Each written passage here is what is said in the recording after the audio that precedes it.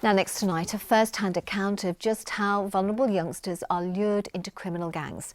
The warning has come from a young dad who ended up in jail and made several attempts to take his own life.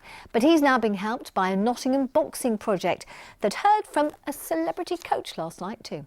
Our social affairs correspondent Jamie Ball reports. Well, this is the street that I grew up on as a young kid. Declan had a traumatic childhood that spiralled out of control. It all began here in Ed Walton. I used to do a lot of criminal activity in the garages there. Obviously. What were you doing over there? I used to sell a lot of drugs over there. He ended up with a 6-year jail sentence for aggravated burglary.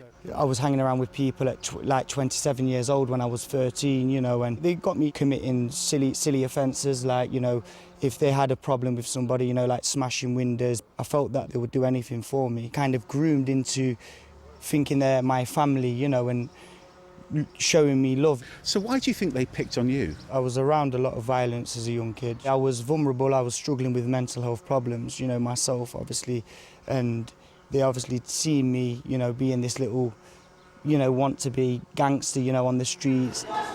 Now Declan's being supported here at the Nottingham School of Boxing, where he's also volunteering to deter other youngsters from making the same mistakes at a time when they say the pandemic is making them even more of a target. We're seeing a lot of people now with coming out of lockdown and whilst they were in lockdown that are struggling with their mental health, that are not getting the kind of support because frontline services are exhausted at the minute. You know, we need more support with frontline services. And those vulnerable young people that are struggling with their mental health are then being groomed.